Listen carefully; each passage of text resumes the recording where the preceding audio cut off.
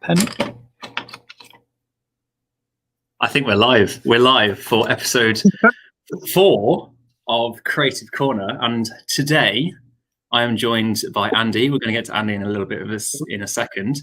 For those of you that don't know what Creative Corner is, it aims to bridge the gap between leaving a place of study and landing a first job within the creative industry. Now, we're doing something a little bit different this week because of our guest.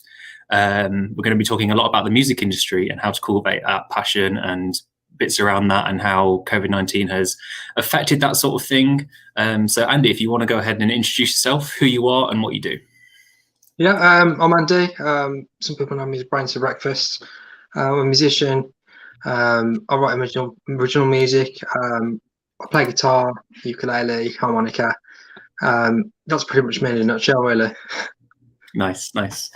So I don't know if you're familiar with the sort of the show, maybe watched a few of them, but what I normally do now is to ask you, what is your story? Where did you start in your little creative business, and where are you now in terms of like what's changed in terms of like whether it be style, the way you approach certain projects, that sort of thing? If you just want to like go into as much or as little detail as you can, just about how this whole started. Was there any like a specific point of which you knew like, oh, I'm quite good at playing music, or I wanted to go into the music industry? So just go ahead and discuss that. Yeah, I think really it started at college because I've always liked my music. I studied music at college. And I didn't used to sing before going to college. I used to play guitar, electric guitar. I used to be into like kind of metal and rock. But then once I started college, the bands that I was in, nobody would sing, so I just kind of took it up, give it a try, and absolutely loved it. And then from there, I just started playing more acoustic stuff. And then I just started playing gigs like around my local area, because at the time I lived near Cannock, in a place called Great Worley. So I used to play like local shows around Cannock, Walsall, and just everywhere local. And then I wanted to like play more gigs in Birmingham, so I could play more like original music and stuff. And this place I used to play quite a lot. It was called the Free Love Club, and they used to have like 12 hours of music, pretty much from like 10 a.m. till, I don't know, 8 or 9 p.m. at night. Like a whole day of music, just. Yeah, it was like a festival kind of thing for like festival music every single Sunday. Wow. It was really good, actually. That was about 10 years ago now. And I met so many people there, like so many musicians, and I think that was kind of the starting point, really, of like networking with a lot of musicians and kind of developing as like a solo artist kind of thing. So I think it was a big part of how I kind of started my like original music, really. It's interesting that you bring that up, because we've spoken a lot about networking and that sort of thing on previous podcasts. Is it weird to see, like, obviously, because you mentioned that was like 10 years ago that you do these like day festivals, is that sort of people that you meet there, do you not really see it in the future where they come back to you, or like you collaborate on something together, or you meet up in a bar or something like that? Is it weird to see like how those connections sort of lead to other connections and lead to opportunities and that sort of thing? Yeah, definitely. I think from that point, I met so many people, because people come from different parts of the Midlands into like Birmingham, and then just everyone was just kind of like chatting, and there was actually one guy that I worked with called Benjamin Yellowitz, who I met through one of those gigs, and we ended up like writing a song together. It was released about 6-7 years ago now. So that was really fun, and I probably wouldn't have done it if I didn't do those gigs.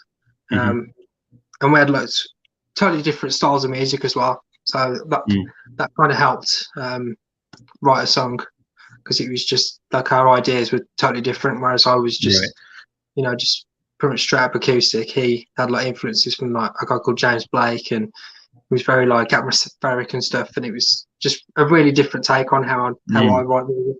Yeah, I think for me as well, like if I was doing a collaboration with an illustrator, it'd be very different, because their way of thinking about things and their way of approaching certain projects and their actual style is very different to mine, where I'm sort of like clean cut, minimal vector illustration, perhaps, and that sort of thing. And it's sort of like that helps between what helps that different sort of perspective into looking at the same issue, if you like, and just looking at different ways to approach things and how you can sort of benefit each other almost. So you've mentioned in college how no one would sing. Is it because nerves? Is it because people couldn't sing? Is that?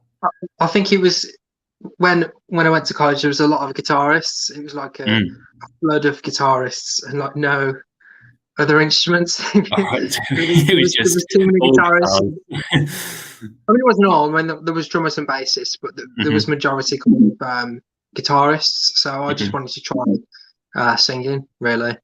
And I'm glad I did, to be fair, because I probably wouldn't be doing this if I hadn't started singing there. Fair enough. So in terms of, how long ago was it that you started then, like within the music industry, like starting practicing or wanting to be in a band, or Yeah, so I started when I was about 13 playing guitar. So I played a lot of electric guitar, and then when I went to college I was about 17, and then when I actually started this Brains for Breakfast project with my original music, I was around 19 years old. And I recorded with a friend who I went to college with. He's now got his own studio in Warsaw, but I started recording in his bedroom pretty much, and we recorded 6 songs, which I released as like an EP through a label at the time.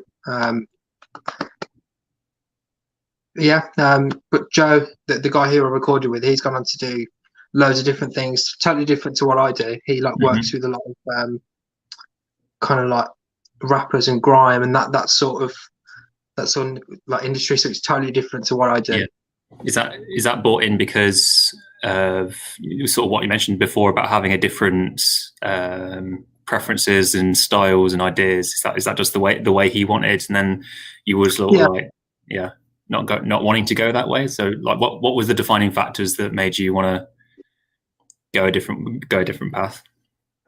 Well, it was my influences. So I was into like Frank Turner, Get Cat Wet Cat Fly, King Blues, kind of just acoustic, kind of punky, acoustic punk in a way, I guess. Is what some people call it. But it's more acoustic-y than it is punk, to be fair. But I've worked with Joe a few times. So obviously he did my first EP, like 6 tracks, and then about 5 years ago, there was this song that I wrote, and I wanted to have like a rapper on it, and I recorded the guitars and the vocals on it, and I said to him, "Can you find someone to just put, in the verses, get them to rap in the verses?" And he found this guy called Plain and Simple, and he did like a battle MC kind of thing, and he's really, really good. He's really funny with the stuff that he comes out with when he does these battle MCs. He's hilarious.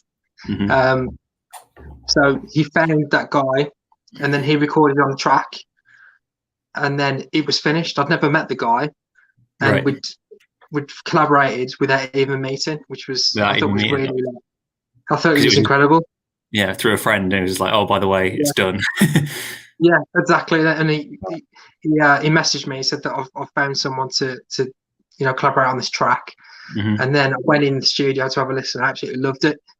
And then we ended up doing like a project together. And we called it Planes for Breakfast. So it's like Planes for Breakfast, plain and simple. Put it together. You got Planes for Breakfast. Nice collaborative names. Love that. Yeah, and we did like a launch show as well, because we did an EP together, like we did 5 tracks, recorded 5 tracks together with Joe, and then we had one of those songs played on BBC introducing, and then we got invited onto the show as well, which was really cool.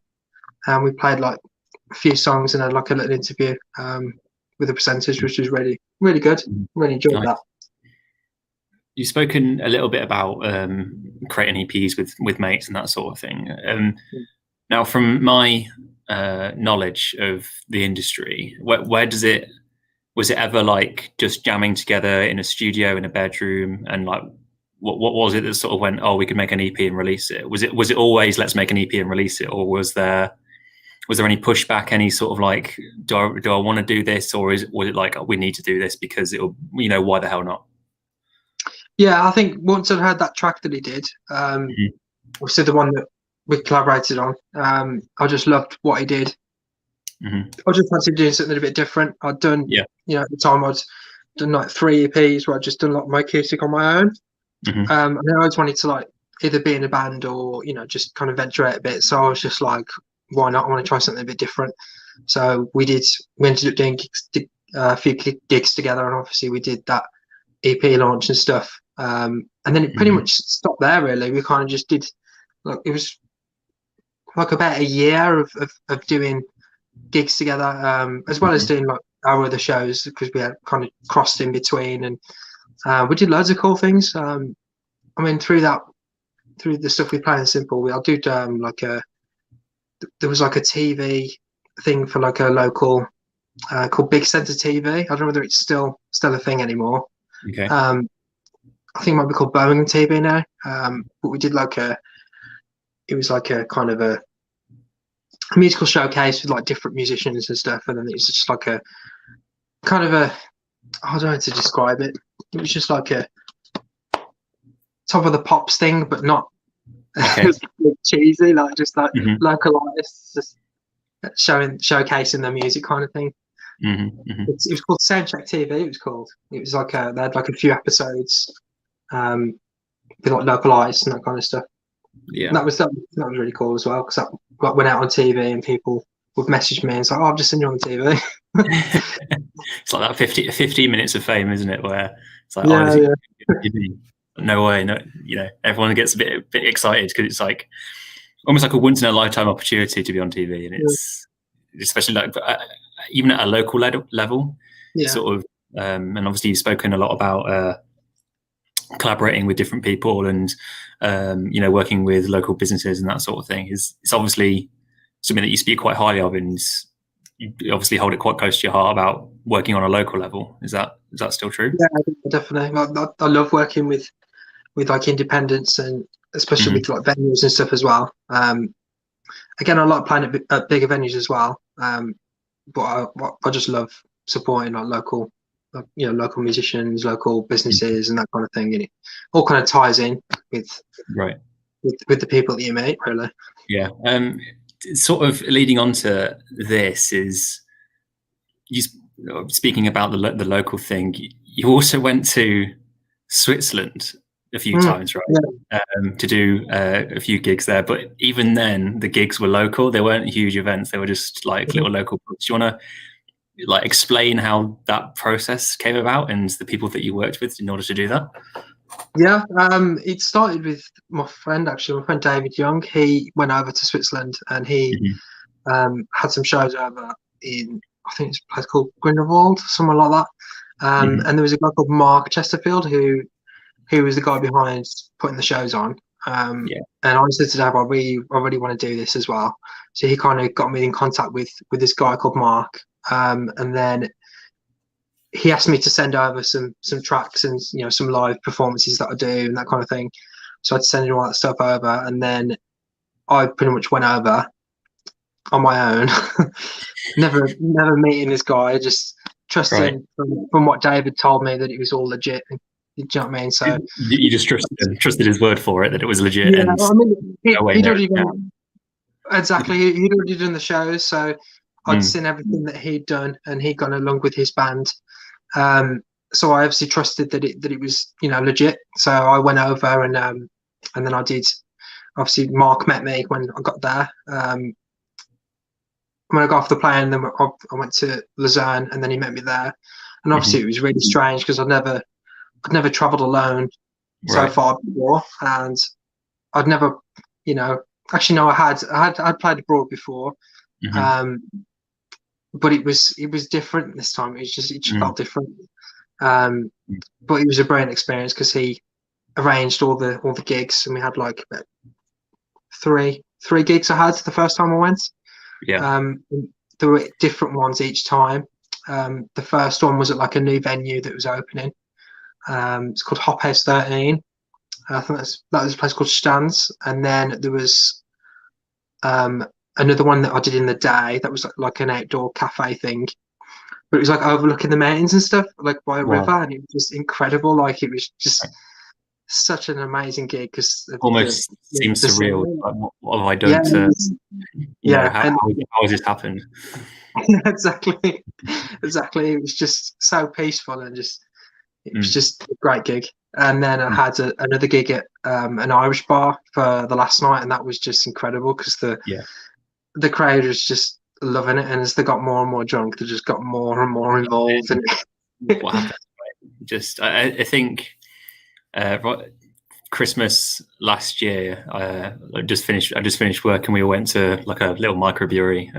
Me and my few workmates, and just a few guys just playing guitar there. It was like almost like an open mic night, but they'd booked in just some live acoustic music, and just as the night progressed, it just got like the atmosphere in there just got more and more just sort of like togetherness, and everyone was just yeah, having a great time. Like, no, you could look around the room and everybody had a smile on their face, and it's one of those great things. I think a lot of people say this is that music brings people together. yeah, And something definitely. that I've said to people is like the great thing about seeing music live is that when you're in a crowd of people, and it's really weird because technically they're all strangers in that crowd of people, but you know for a fact that you've got one thing in common with them, and that's the music taste that you're about to listen to Yeah, and about to see live. And I think that's why it's so easy to, like, festivals, gigs, whether it be open mic nights, whatever it might be, just to talk to people about what they're into. And it's one of the easiest ways I find to start a conversation with somebody, mhm. just because there's a sort of like already like a level that people probably don't realize until you make it obvious to them. Yeah, And that's sort of how, like, the last one that I went to was in February of this year. So like 2 weeks before the big lockdown happened. And I felt so lucky to actually do that beforehand, mm, because of just the people that we're speaking to, the atmosphere, and just like that euphoria almost that you feel when you're seeing a live music. And so it must be great to be in that industry of making people happy and come together. yeah, yeah, definitely. I think what you're saying with the lockdown thing, I remember it was probably like about a week or 2 weeks before the lockdown. I actually went to an open mic that my friends were running. Hmm. Um, and there was a lot of musicians there locally who we got on with, and we're a very kind of tight knit community, really, especially in like Wolverhampton way. Right. Everyone knows Because each other. yeah, yeah. Yeah. So like about 2 weeks before we did this open mic and everyone was there, so it was like the very last kind of gig Mm. that I did before lockdown. Mm. And I'm glad I did it because it was probably the last time I got to spend time with everyone together. Right. Right. Interesting you bring up like COVID-19 lockdown, because sort of speaking before the podcast about how everything has changed in order, like, especially in the music industry, that has changed sort of like the way you have to approach certain, like doing live shows and, gigs, and, trying to meet up and collaborate with people. Mm. So sort of like, how has that changed from, let's say a year ago to now? Like, what are those big changes, and how are you still trying to maintain those core values that you have? I think it's massively changed everything. I mean, Mm. last year I did obviously that tour that I arranged, like the European tour, Under the Moonlight tour with Tim Ronell. Tim Hensel is his real name, but obviously I met him in Switzerland, and I brought him over here to do some gigs, and then Mm. we went over into Europe, and then we did some gigs over there as well. Um, and then this year I was meant to do another tour as well, but obviously that got cancelled because of COVID. Right. And it was probably about 3 weeks before I was meant to go. Hmm. So not only like the amount of planning that I was doing, I was thinking, Mm. is this going to happen? I don't know whether it's going to, is it safe to go? Can I do it? Will I be able to get refunds for the flights? Because obviously Yeah. I'd All these planned questions to in go bigger. Yeah, I planned to go bigger this year, Mm. and I managed to get a gig in Malta, and I Wow. was going to do Belgium, go back to Switzerland, and I wanted to just kind of like build on it, so I could Yeah. go back kind of every year. But obviously, I had to cancel all the gigs.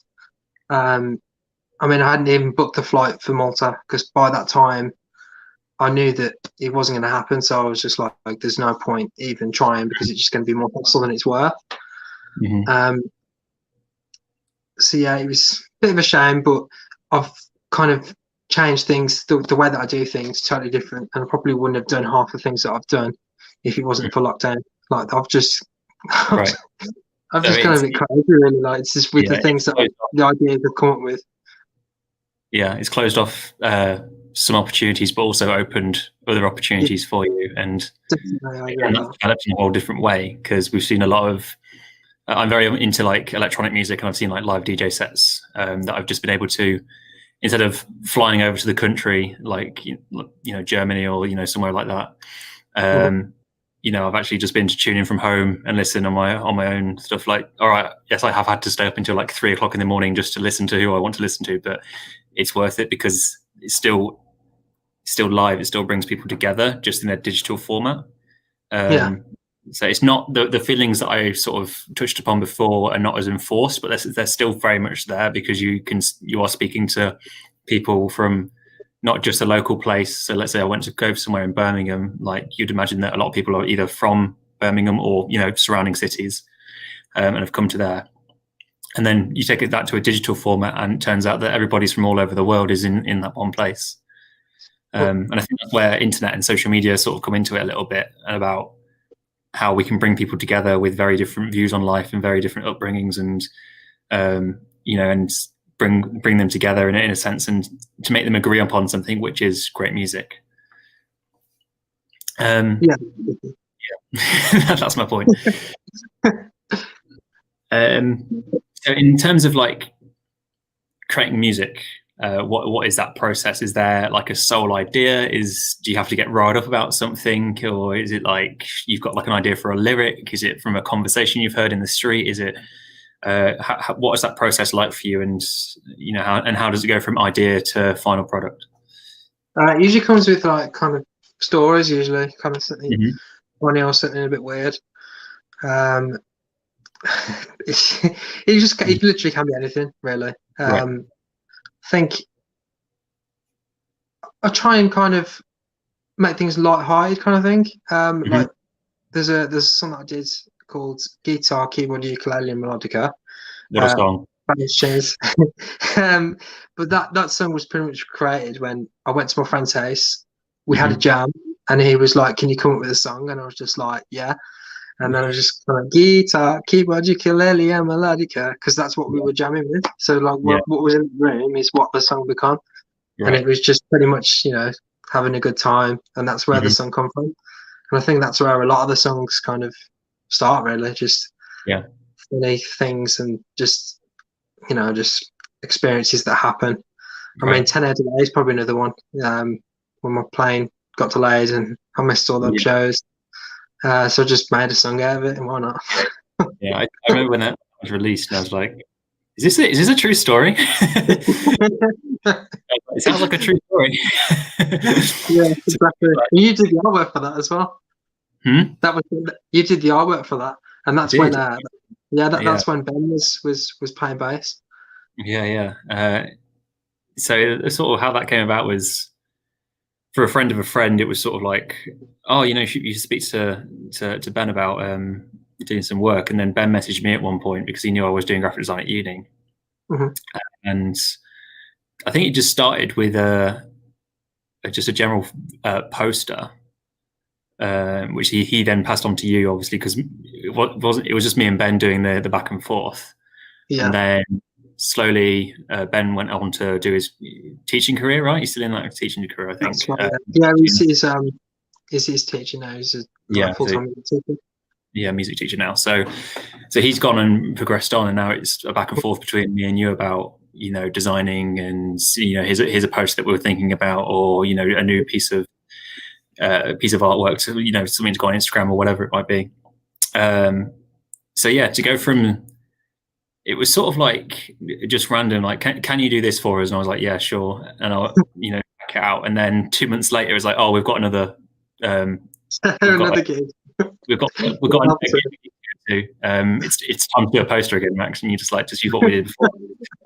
It's sort of just built up on this thing. And what I really liked about it is that I really enjoyed it. It was like one of the, because at the time when I was at uni as well, so it would turn out to be like I'd be doing five or six things at uni, and then to come home and work on the Brains for Breakfast stuff was just like a complete different brief, almost like a refresh of creativity for me, which was really nice. And also, I think what's been really nice, I think I've been really lucky working with you and also Ben as well, because you've liked what I've done. There's not been sort of like, right.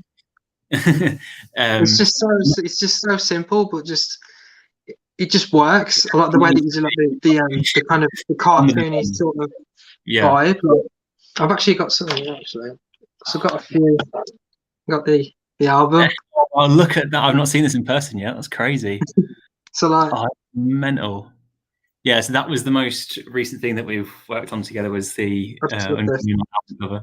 So the songs on it. I think it's just brilliant. That idea, like when you did that, I was so excited. I was just like, oh my god, the names of the songs on the guitar. I just thought brilliant. Yeah, it's sort of it's a nice process between us two, because you go, oh, here's what the song's called. Here's a little bit what it's about. Go for it, try and take an inspiration from what we've done before, but we sort of start to learn what we like and don't like, because we're talking just about either about the project or it's based on like previous experiences, and I like to think that this idea would continue. And we spoke about like networking before, and I've now done work for circa 1902. Circa 2012, 94. There's the numbers.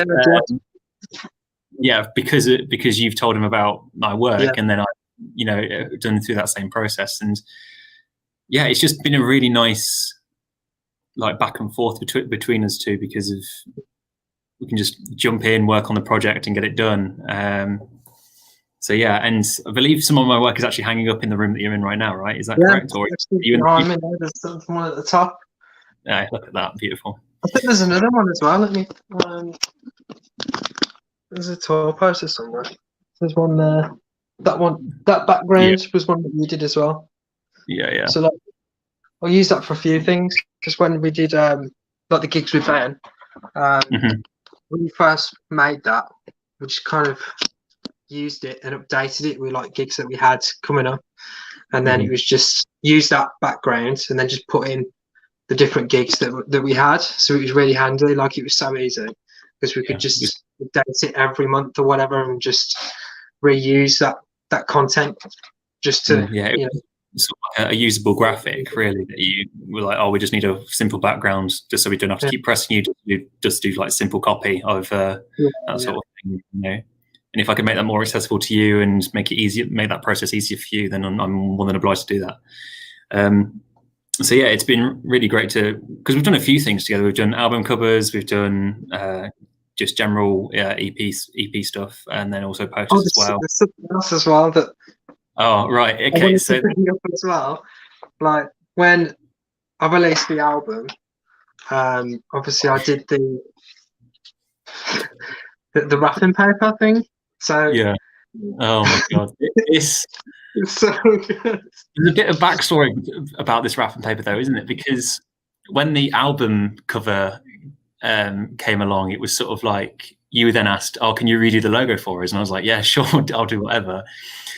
Came up with a few ideas, a bit of back and forth between that before we settled on something that we both liked, and then I was like, I can put it on a mock-up for you to see what the logos will look like in person. So I put it on like a t-shirt, I put it on a few other things, and I also put it on an Amazon package just in case you wanted to send anything out to people. And then you took that idea a step further and just got the logo just repeated across onto some wrapping paper. So when you were posting these albums to people, you had that as well. And it took what I had an idea, and like when you messaged me saying, "Oh, I'm going to get wrapping paper," and I was like, "You're crazy." I thought I was creative, but you've taken that like one step further. Yeah. And I think, like, I would have come up with that if it wasn't, you like that for me was just like a step in a very odd direction, but also completely made sense.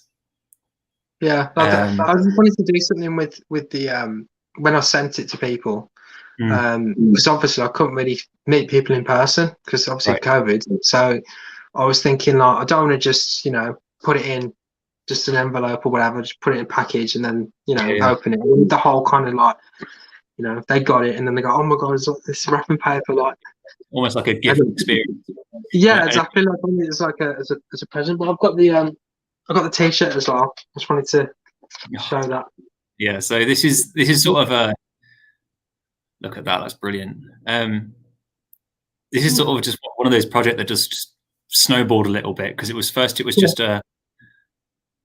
just an album cover, and then Andy was like, "Oh, can you do a logo for us?" And yeah, and it's like, I really like how you've put it on that t-shirt. Can you design a few t-shirt mock-ups for us? So I did a t-shirt, and then when the album was released, it was sort of like t-shirt album, almost like a promotional thing, and then wrapped up in this Brains for Breakfast wallpaper, not wrapping paper, sorry.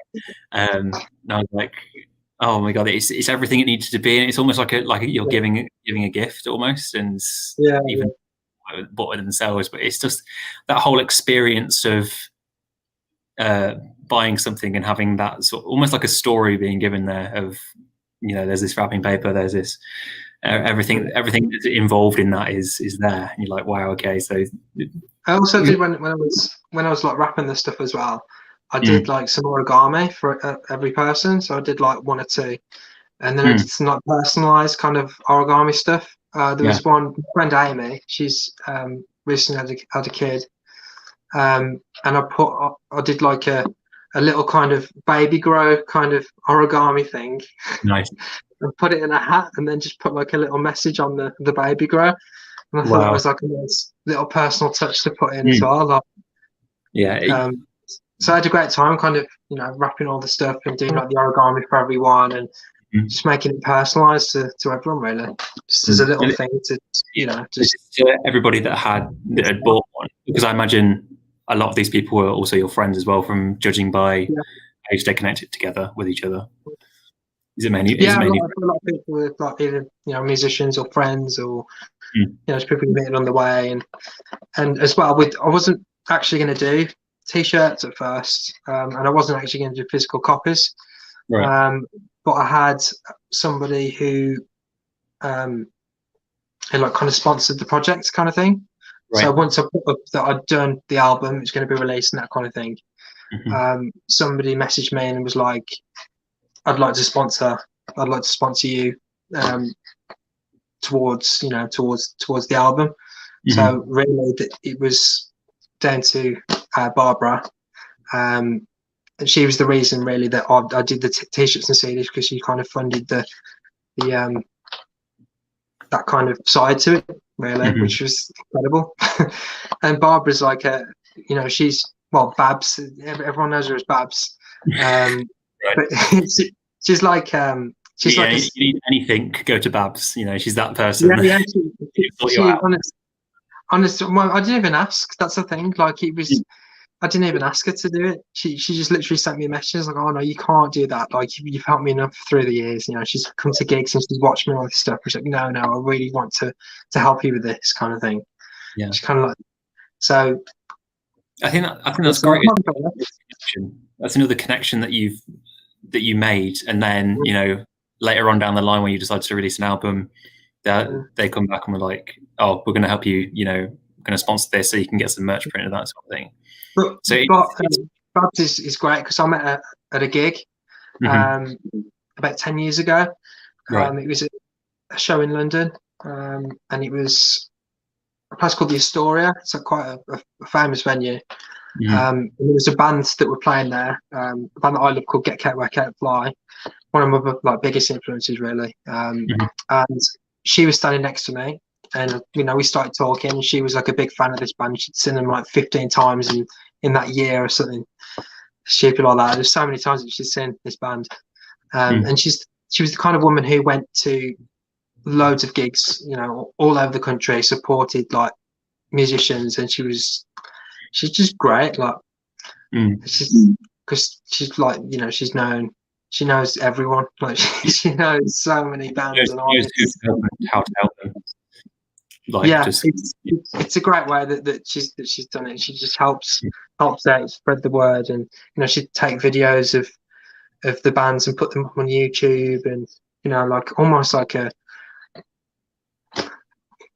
I don't know, like a publicist in a way. Like, she just loved music. Portfolio building is maybe like, here's a song that they did, and here they are live. It's almost like just a hype woman is what she is. Yeah, it's just great. Go listen to their music, that sort of thing. And she's come to watch me, like in Warsaw, and when I played in Leeds, she come to watch me. She come all the way to Leeds. She lives in Colchester as well, so it's not like she lives like locally as well. So she's supported me, when I've played gigs elsewhere, and I've met people, that I'm still friends with today through Barbara as well. I mean, there's somebody called Katie Unwin who I met through Barbara, Liam Cole. There's just loads of people I've met through Barbara, like either through that play music or just music fans. So it's just meeting Barbara Babs was brilliant, because I just got to experience different things, meet different people, and find out bands that she like, and I'll check them out because I know that she likes really good music. Right. Okay. You speak very highly of the people that you've met and the experiences that you have. What would you say is like your top experience that you've had while you've been doing this? Oh, that's hard. I don't know. There's just so many. Like, it's. I mean, one of my favourite was when I played at FilmFest. It was like a festival that had been put together. Somebody like passed away, and then they made this festival. Right. His name was Finlay, and they called it FilmFest. And I played there for, I think it was like 3 years. I think 3 years that it lasted.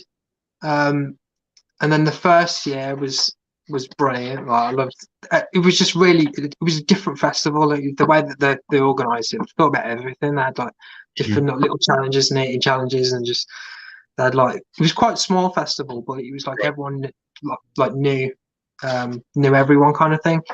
And then the second year, I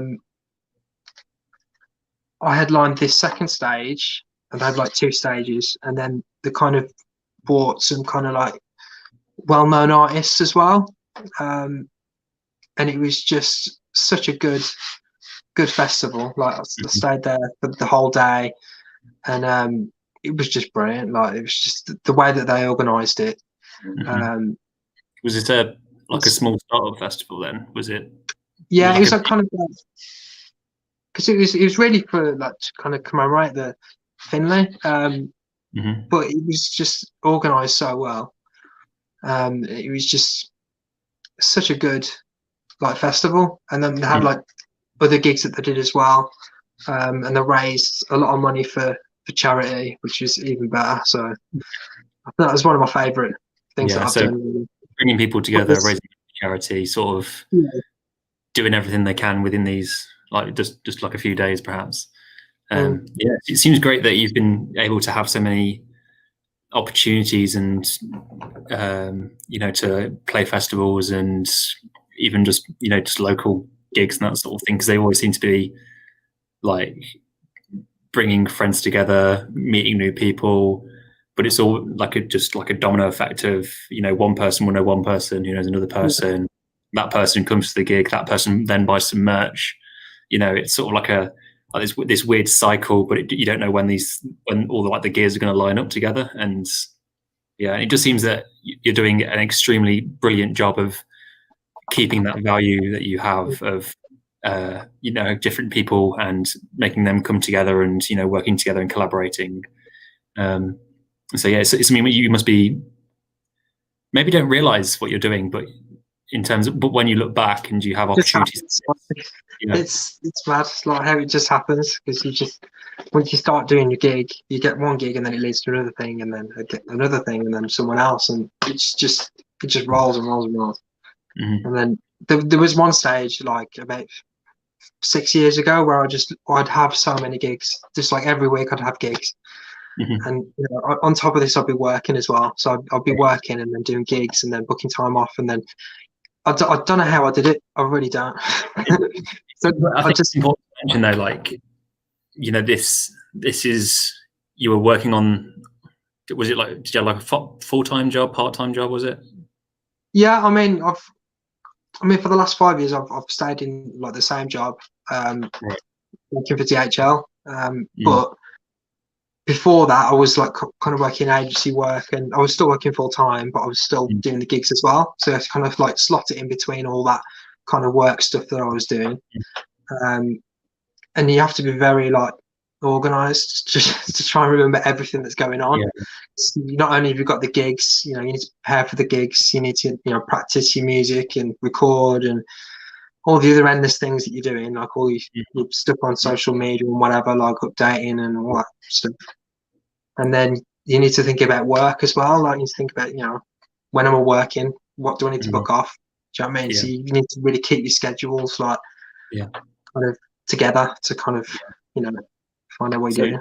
In terms of finding that work-life balance, was that difficult at first? Is that something that you still struggle with? Is it something that are you taking up more hours on one? Do you sort of flip-flop between the two, where you're prioritizing one rather than the other for a few weeks and then going back? How do you find that balance between I think it's quite good, because I think without working a full-time job I wouldn't be able to fund some of the things that I do with my music stuff. So in a way it massively helps. I wouldn't be able to do I've really kind of changed this music room from when I first moved in this house with my partner, and now it's I wouldn't have been able to afford all of the stuff that that I've put into this kind of space without working that full-time job. So it's kind of helped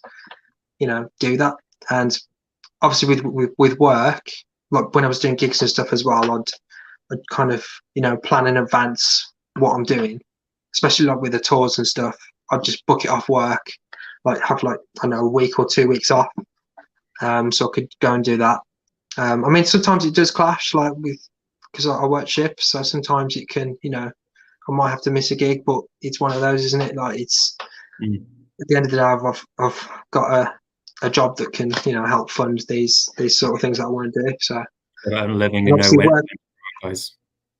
Yeah, I mean, obviously work it's a totally different thing as well. So it keeps life interesting, because it's totally different. I do my music outside of work, and then when I'm in work, it's a totally different world. Right. And they are supportive as well. To be fair, they are quite flexible, so that helps as well. It's kind of lucky, because I know that it's some jobs that I've had have probably not been so flexible with the things that I've wanted to do, whether it be for university or doing something that's just a little bit different. But Creative Corner started because someone mentioned that I should give it a go and just see what happens. And at first I was sort of not too sure about it, and then the idea just slowly sort of sank in, and then I started giving it a go, and here we are on episode 4. So I had to count in my head how many I'd done then. But yeah, it's sort of just a weird thing of finding that balance between, okay, what do I want to do? What can I try out? But also respect that if you are in a part-time / full-time job, that you are going to have commitments there, and you are going to have commitments to anything else that you do in life. So trying to find that, where do you find that line between it, is very Yeah. important, and that can be extremely different for different people. Yeah, thank you for sharing that. I think it's really important. I think it's really important to have something creative that you do, along with another job that you're doing. I mean, some people, a lot of friends that I know, some people do it full time. Some people, have a job and then do it on the side. It's just different for different people, really. A question that sort of I've been wondering about a little bit, because music is obviously a form of creativity. So does that mean that musicians suffer from creative block, or is that not a thing? Yeah. Yeah, it does happen. Like, Really? I mean, especially when you're writing your own music. If you're writing, like if you want to try and write an album or something, you can't force it. Like, it has to just come like naturally, kind of thing. You can't just force these things out. So I think what I'd do if I was struggling to write something, I'd probably, listen to some music, or just, you need to think about the kind of style that you want to go into, like the kind of thing that you want to write. And I think if you like learning other stuff, if you're learning covers and that kind of thing, that can kind of help you just kind of branch out into just writing something. And I think sometimes when you do write songs, it just kind of comes, like an idea just comes, and you have to kind of, sit down and just write. And usually I just kind of, I don't know, play a guitar piece and then just work on that. Maybe write some lyrics, but it never really happens in one go. I usually just kind of do sections at a time and then build it. And usually for me, it's like I have to play it live before it's finished. So like it'll evolve as the more I play it. So you sort of use so using that your live performance as sort of like a way to experiment with it a little bit. Because if you say, like, let's say you're on a gig or something, and you just go, right, here's a song that I'm working on. It's not finished yet, but I'm just going to play it anyway and to see how it goes. I've seen guitarists and like been to open mics that when people have said that, because I think it just helps them get a reaction from the crowd to see, to see how it goes. And when you're playing it all together, maybe you have to do like certain chords in a certain way, and then switch up the tempo a little bit, or just play it live and just see how it flows, and does it fit in that space? Does it fit with the atmosphere? Is it a slower song? Is it a faster song? I think it's quite important to. It's like just getting feedback almost from, if I was to send off a piece of design work to you, I'd want to get feedback on that in order to make it better. By no way near it done, but in terms of like building upon that and making it as close to perfect as possible, I think it's quite important that you do that. So it's interesting that you bring that up. Yeah, I think feedback is really important. I think it's within any creative industry. Like, I think it's really important to get feedback on what people like, what people don't like as much, because it helps you go kind of create a path as to what either if you want to kind of find out what people want to hear, or what you're creating is good, and that kind of thing. I think this year especially, like I think I've changed like musically more this year than I have in the last, I don't know how many, like 5 years, because I've been trying to do things a bit different. Whereas before it was just like kind of acoustic, and then I'd just play my guitar and sing, and ukulele, harmonica, that kind of thing. So I've got like my loop pedal there. Let me just get this.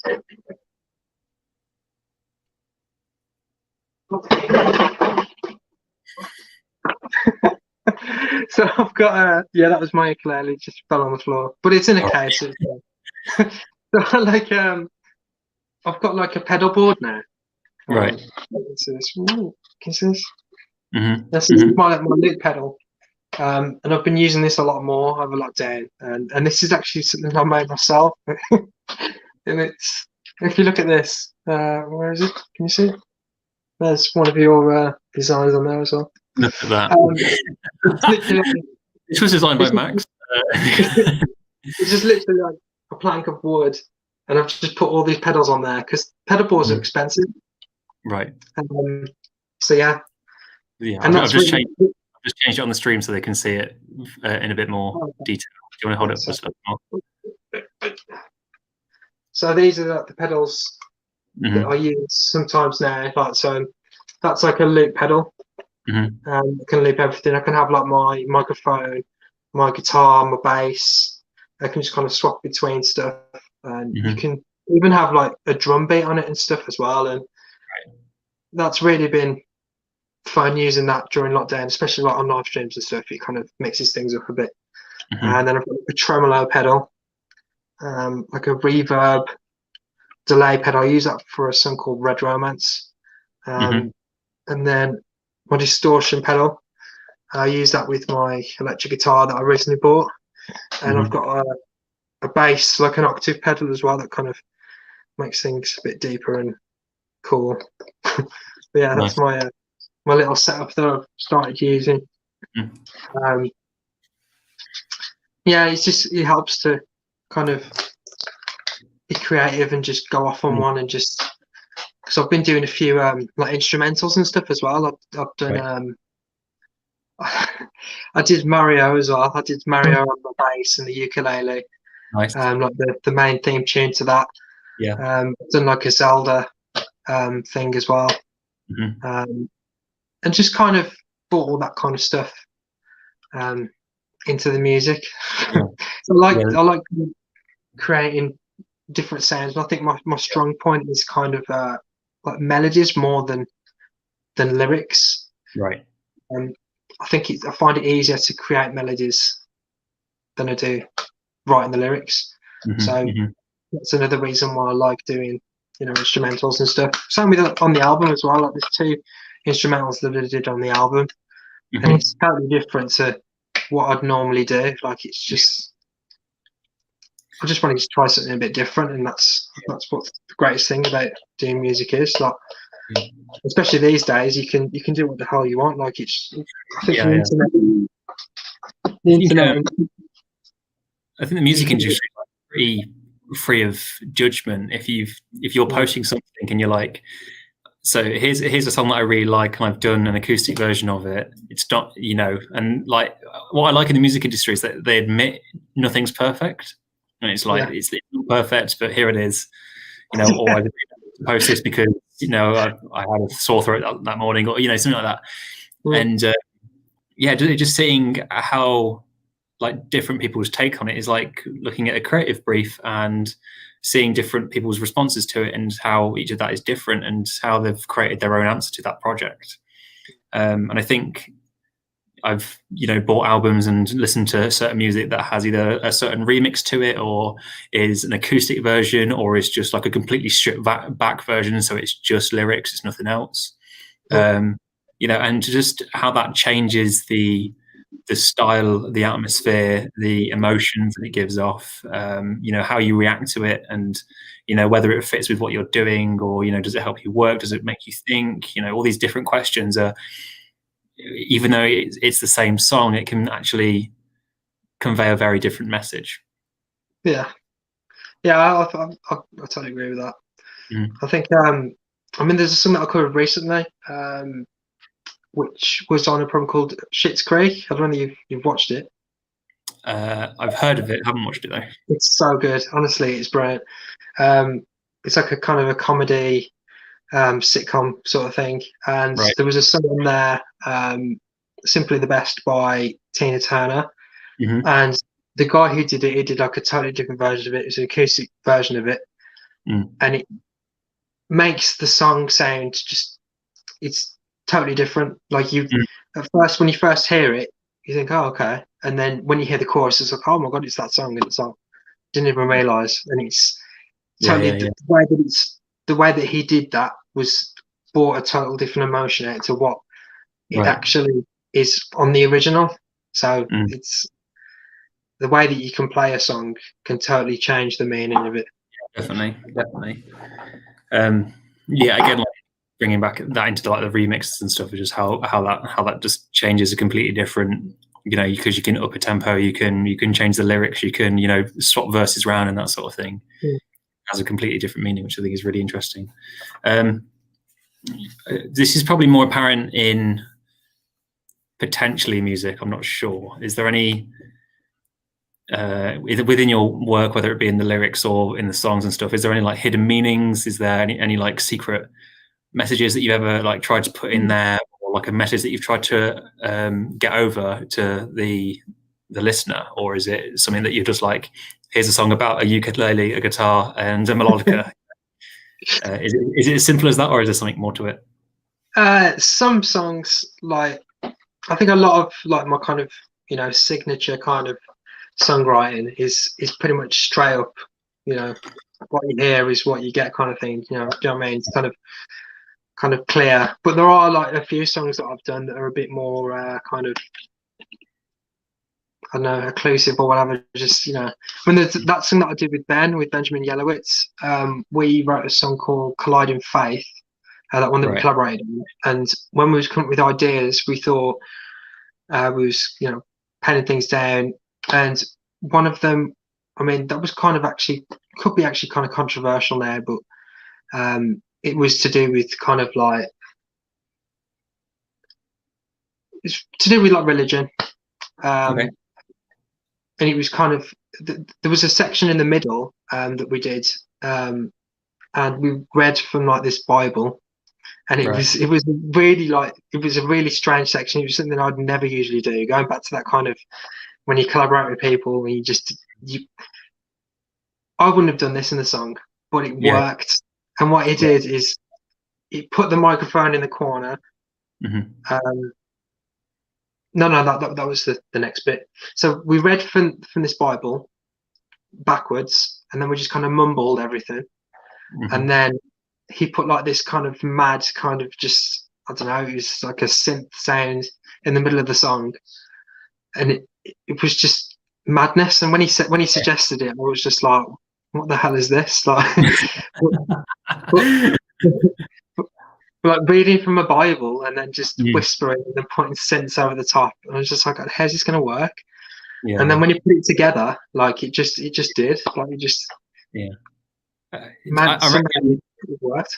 Yeah, you were little moments like that. Do they happen like once in a blue moon, where it's like, I don't know how this is going to work, and then all of a sudden you put it together, and it's like, oh my god, everything's just falling into place, and it's what you might have been working on something, working on this song for ages, and it's just not working, and then you decide to just change it one thing, or you add another thing in, or take away a lot of it, and then everything just falls into place. Is that something that happens often? Is that I think especially when I'm recording in the studio, and different people that I've worked with, but people will say things and I'm just like, that's silly, that's never going to work. But I just try it anyway, because you never know, like it could work. I mean, when I recorded a song called Waves, there was a solo that I wanted like a slide solo, and I didn't have a slide, and he was just like, I'll just use a bottle. I was just like, is that going to work? And actually it did sound really good, so it must have worked. So gonna go for a few more minutes. I think we've got a conversation going here. I'm going to take this just a small moment to do my recommendation for the week, and I'm going to recommend Start Now, Get Perfect Later by Rob Moore, which is as simple as it says. It's the idea of starting a hobby or starting something new rather than waiting, and how to sort of cultivate that idea and bring that idea to life from simply doing it, and how to do it perfect. It's like a real practical advice book. There's no bullshit in there. It's just like, this is the way things are. Like he speaks about the phrase "getting your ducks in a row," and he goes and he was like, "This." I can't quote it directly, but it says like, this quote is bullshit. You just need to get off your ass and just fucking do it. And it's like, don't wait around to get your ducks in a row. Just do it. Don't be so. Stop procrastinating. There's a lot of like practical advice about procrastination and that sort of thing in there. It can really help people just in terms of mindset and the way they think about getting projects done and starting new things as well. Which I think is quite apparent in this podcast, because of Yeah. like your experimentations and willingness to do things with other people and just trying things out, and just having a laugh with it really, and just not really taking it too seriously, because if it doesn't work, it doesn't work, and if it does, then holy shit, it's great. Yeah, I agree with that. I think that it's definitely the same with music. I mean, if you're, I think there's a lot of people who just want to make things perfect and then they won't release something, or just do a video and it's not right, so they'll do it again. There's only so much you can do with that. You just need to just do it and get it out there, like get on to the next thing. Just kind of keep doing things, and then you'll eventually just get better. There's no point just kind of, getting too hung up on saying, "Oh, this song isn't good enough," like kind of thing. Or if you just release something and it doesn't, have thousands of plays, doesn't matter. Just get on with it. Just keep doing it. Like, that's the way I see it. Like if it hasn't got thousands of plays, it doesn't matter. I just keep going because I just love doing it, and then just keep writing more stuff. And then doing it for the passion, not doing it for the views, which I think is important, especially like across all terms of creativity. Like I will sometimes do just like vector illustration just for the sake of doing it, not because I have to do it for, whether I'm doing something for Creative Corner or whether I'm doing something for yourself, Andy, or it's not always just for, you don't have to do it for a purpose. If you're just doing it for the love of it, then do it for the love of it,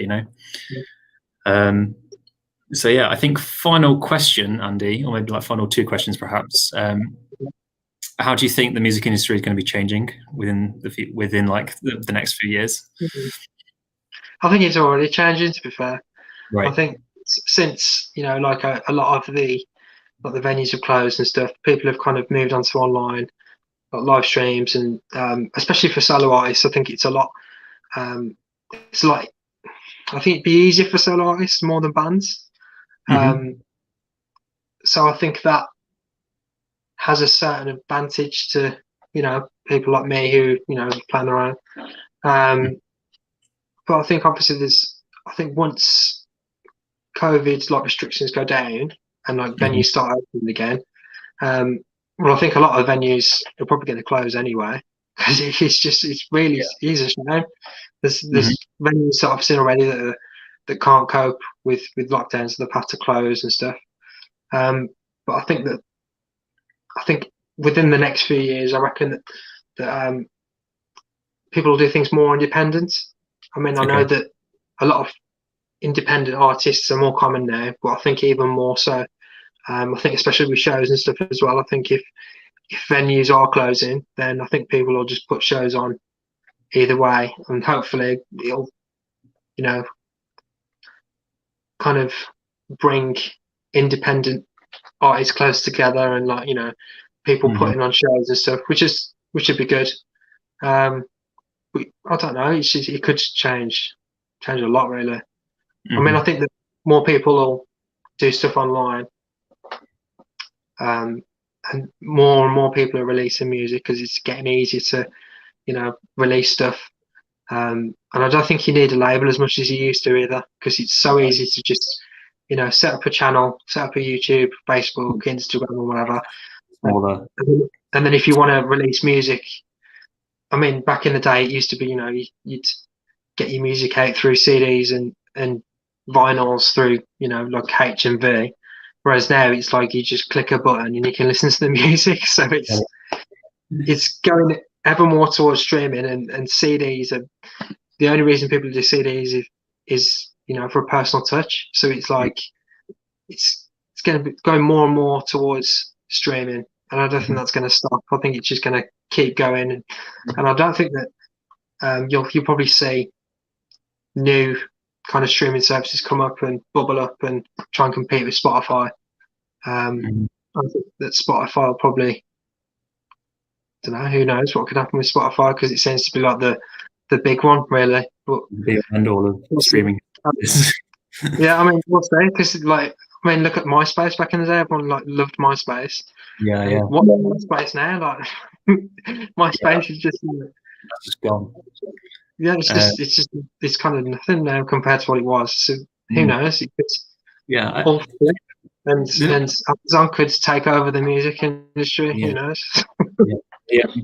like to me, like the music industry is just fascinating. Like in more recent years, we've seen the comeback of vinyls and people buying vinyls again and cassette tapes, and like all these like these levels of vintage thing, but then re-releasing albums on vinyl and that sort of thing. So I think no, and I don't think anybody saw that coming, right? I know I No, certainly. I think It was it's just just kind of come out of nowhere, hasn't it? Really, like it's just yeah, everyone loves vinyls again now, which I think yeah. is great. I love vinyls as well.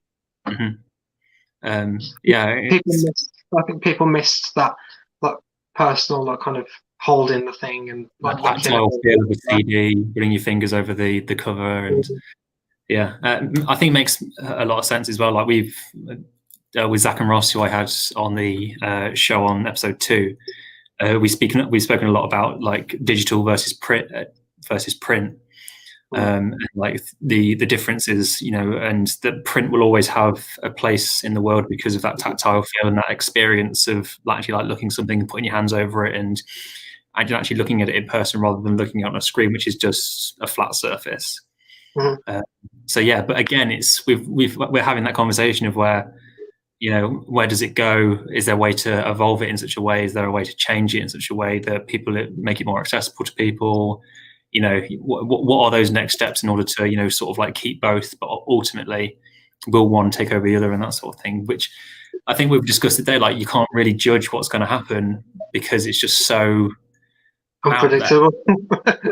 Yeah, Yeah, regardless of what's happening in the world, I think it's going to be unpredictable as is anyway, because people are just going to take on certain things and make things different, and certain music genres are going to be in at the moment, certain design styles are going to be in at the moment, but they might disappear 2 weeks later, and then move on to the next thing and the next thing. And so yeah, so just as a final question then, Andy, what would your advice be for any young budding musicians or artists, if they're trying to get into the industry or if they're struggling to sort of find their style, what would your advice be to them? I think really it's kind of stick to your guns, like just kind of create the things that you want to create. Don't Mm-hmm. follow trends as such. So I think if you follow trends and then those trends kind of die off, Yeah. then it's like, what is the reason you're doing it for? Do you know what I mean? You need to just have your own spin on things. Mm-hmm. Just do what you want to do rather than follow craze all the time, and just kind of network and find out from the artists that you listen to or local bands. Just kind of ask advice from them. Really, I'd say. Mm-hmm. Just kind of have your own network and just have fun with it.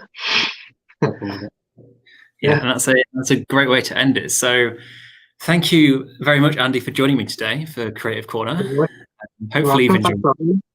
Yeah, it's been really good. Really enjoyed talking and telling some stories.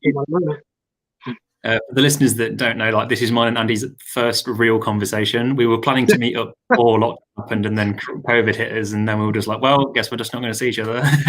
So this has been like a really nice experience to sort of like learn about each other and share stories and experience and have an actual meaningful chat. So Life Proof is at Life Proof UK across all the social media accounts. So you can go ahead and follow us on there about your different updates and that sort of thing. Creative Corner happens at least once a week. We've got stuff about job opportunities, news-related articles and topics, trying to get people in on debates and that sort of thing. So yeah, thank you very much again, Andy, for joining me. And hopefully we'll see everybody soon. Yeah, thank you. Cheers,